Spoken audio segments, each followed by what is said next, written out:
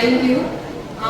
Sunday का दिन है, सारे लोग अपना बड़ा बिजी शेड्यूल में से आज यहाँ पे पधारे हैं और शायद अब जो हमारी सहनशीलता है ना वो अब खत्म होने पे आई है, ऐसा लग रहा है मुझे।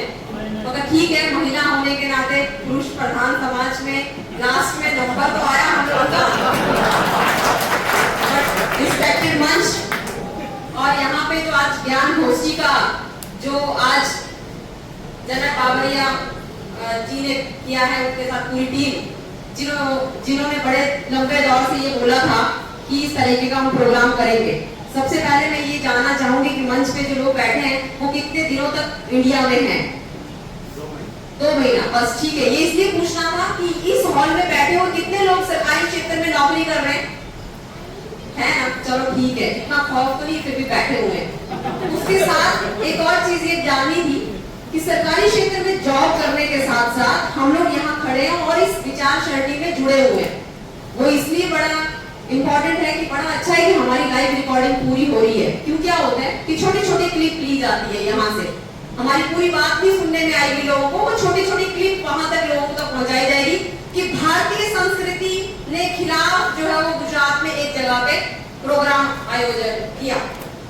फिर दूसरी छोटी क्लिप आएगी कि विदेश तो लोग जा ही रहे हैं, अब क्या होता है कि जैसे हमारे लोग विदेश जाते हैं और वहां पे जाके भारत की जब चर्चा करते हैं तो हमारे लोग यह गर्व महसूस करते हैं कि देखा हमारी वहां चर्चा हो रही है विदेश में भारत की संस्कृति की। मगर जैसे ही भारत में किसी और देश की चर्चा होती तब हमारी सहनशीलता खत्म हो जाती है, देशद्रोही।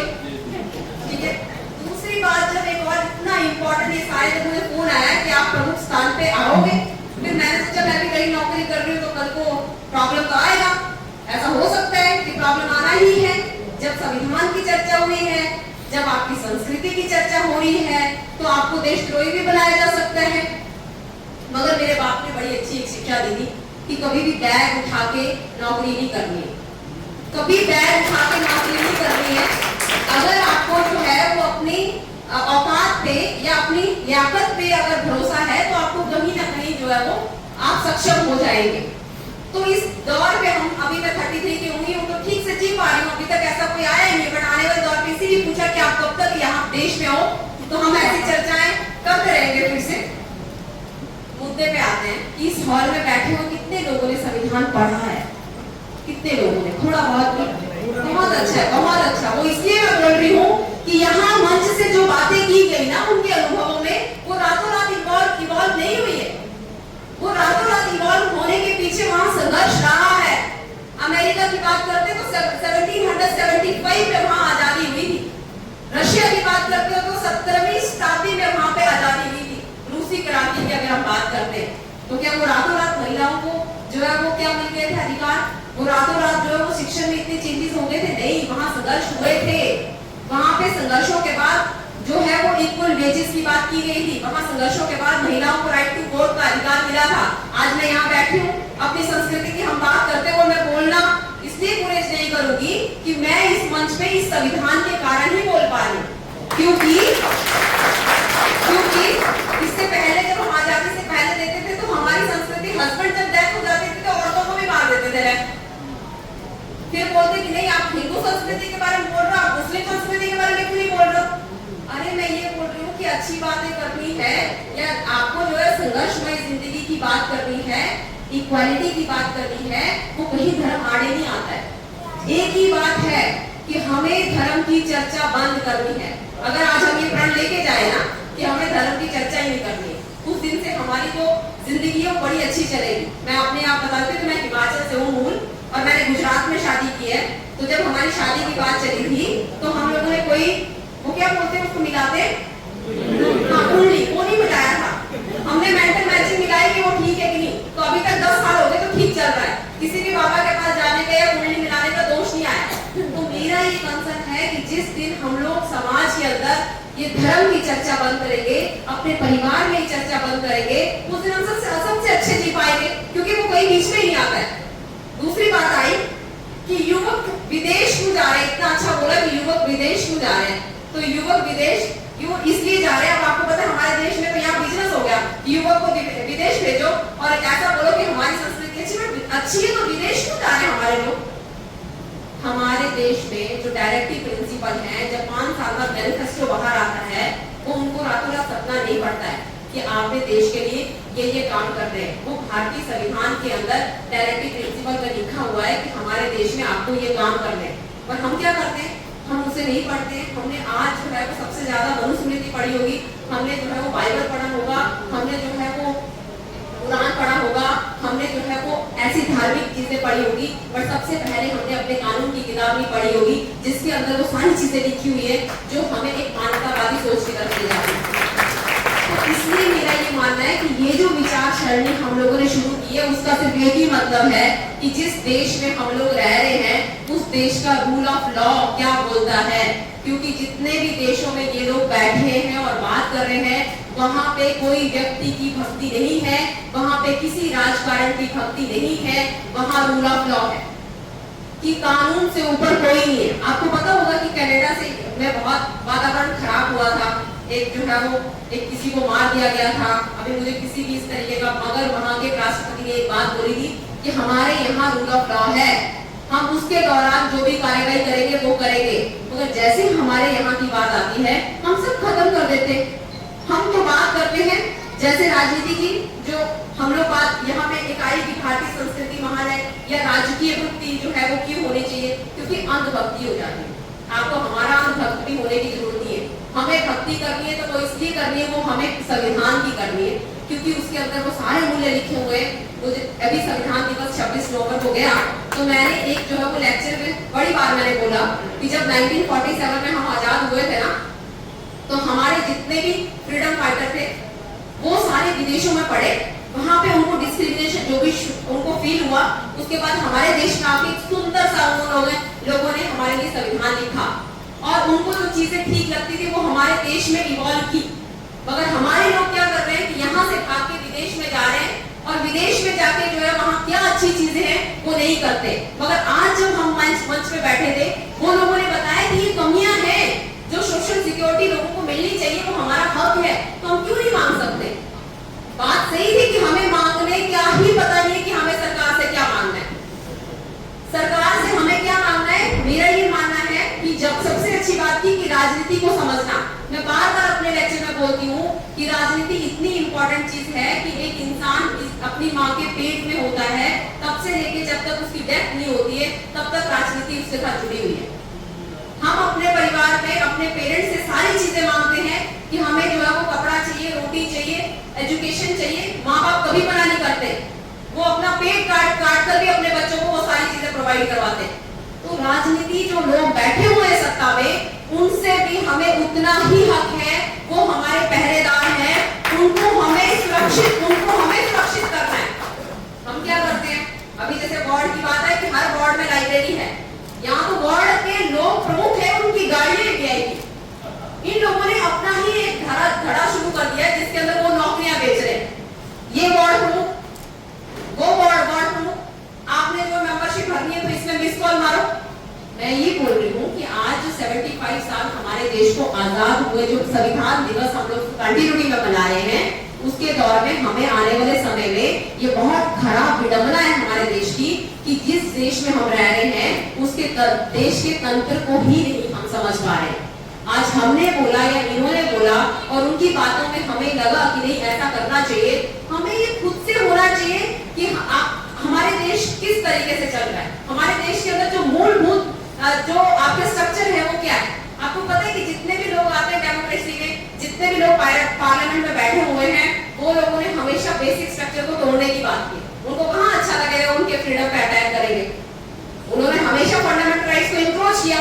तो बड़ी ज्यादा जगह पे अगर हम इन मौलिक अधिकारों को या बेसिक स्ट्रक्चर को नहीं समझेंगे तब तक हम लोग जो है वो आगे नहीं बढ़ सकते। और इसके साथ साथ जैसे अभी जो है वो सर ने बोला कि हमारे संविधान के अंदर चेंजेस करके हम बड़ी सारी चीजें रख सकते हैं, वैसे ही राइट टू वर्क क्यों नहीं रख सकते मौलिक अधिकार में। आज जो है वो लोगों को काम नहीं मिल रहा है जिसके कारण लोग जो है 500 रुपए देके रैली में जुट जाते हैं और उस टाइम उनको नहीं दिखता है कि उनको जो है वो हमारे बेसिक नीड क्या उनके लिए लड़ना है।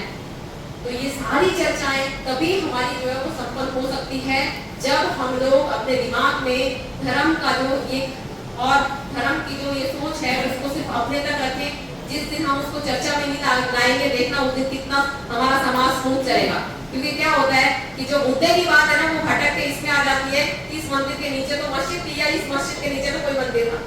अरे बात करो ना कि लोगों को जो है रोजगार नहीं मिल रहा है, बात करो लोगों को अच्छी शिक्षा नहीं मिल रही है। सर आपने बताया कि वहाँ पे जो है वो लोगों पे 6% जो है वो एजुकेशन पे खर्चा होता है, और हमारे देश में बेचारा 50%, 1% जो है वो अपनी कमाई का पूरा शिक्षण पे लगा रहा है अपने बच्चों को, और उसके लिए वो ये सोच रहा है कि अगर मैं इतना परसेंटेज लगा दे रहा हूँ तो कहीं ना कहीं मेरा बच्चा सक्षम होकर हमें बुढ़ापे के टाइम पाए।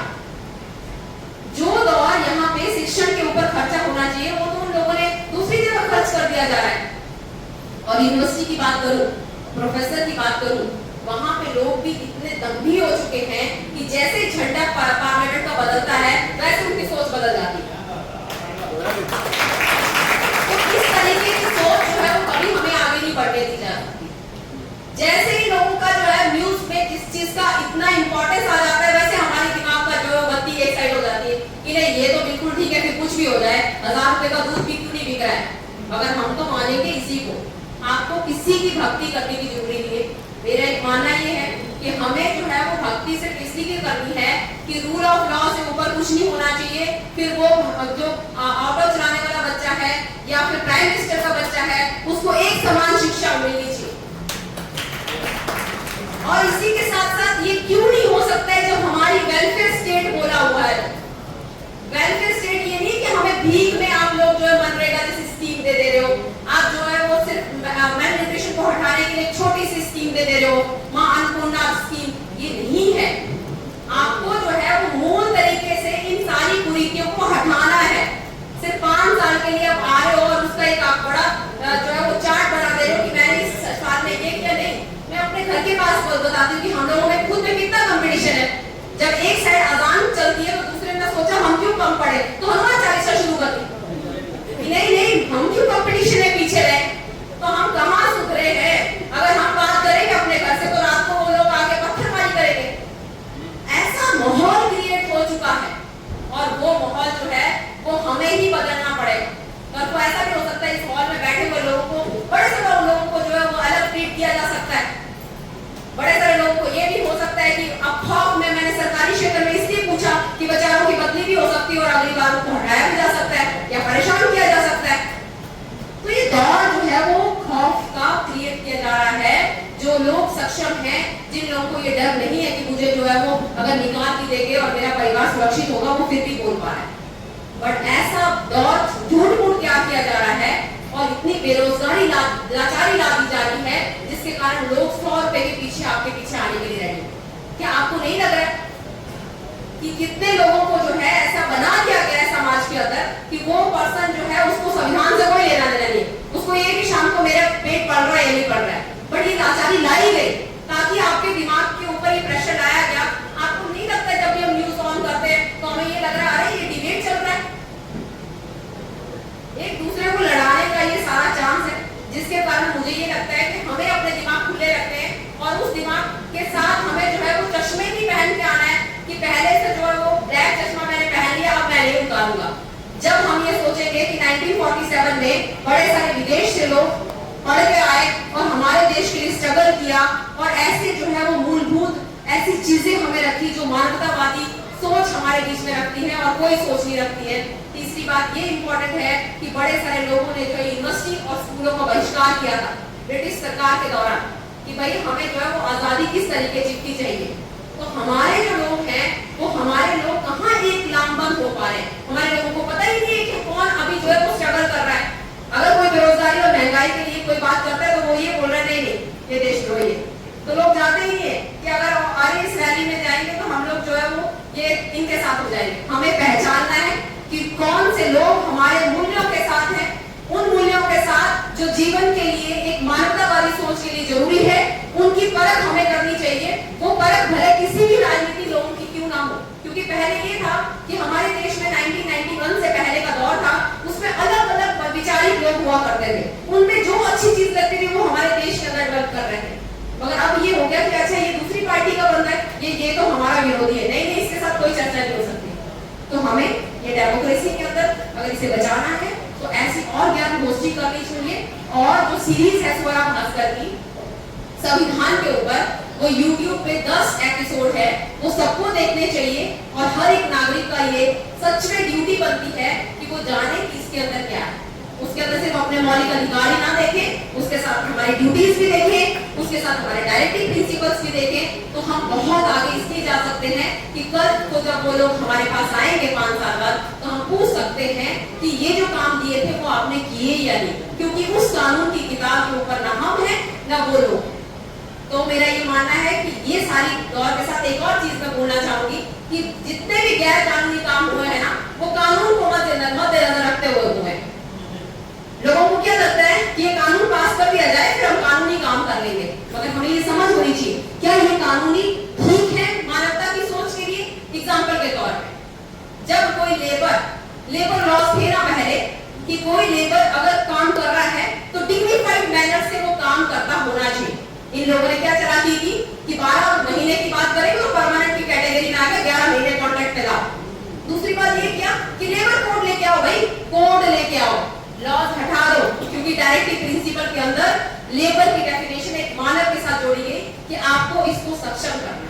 तो मैं फिर से बता रही हूं कि हमें पहचानने हैं कि जो कानून बन रहे हैं वो कानून जो है वो किस तरीके के मूल्यों के बारे में बात करते हैं। क्योंकि ईरान में इस टाइप के एक है देश जिसके अंदर अभी एक कानून पास हुआ कि जो लड़की की उम्र है ना वो कम कर दी गई, 8 या 9 साल कर दी गई इराक में। तो ये ठीक कर लेना देश कौन सा है वो मुझे नहीं पता, पर अब ये सोचो कि कानून पास कर दिया गया कि एक लड़की को मैरिज करनी है तो उम्र कितनी हो। तो कायदा सर अब लाए, आप बड़े सारे ऐसी बातें और अगर निकले तो जर्मनी में भी आपको पता है कि जब इतने लाखों मिलियन लोग मारे गए तो कानून पास करवाया गया और लोग तो शान से कानून पास कर रहे थे। अंधभक्ति जो थी ना वो नहीं देख सकते थे। तो मेरा एक ही मानना है, अंधभक्ति ना आपको हमारी करनी है ना ही आपको किसी राजनीतिक दल की करनी है। आपको भक्ति करनी है तो उस रूल ऑफ लॉ की करनी है जो मानवता की समझ। धन्यवाद।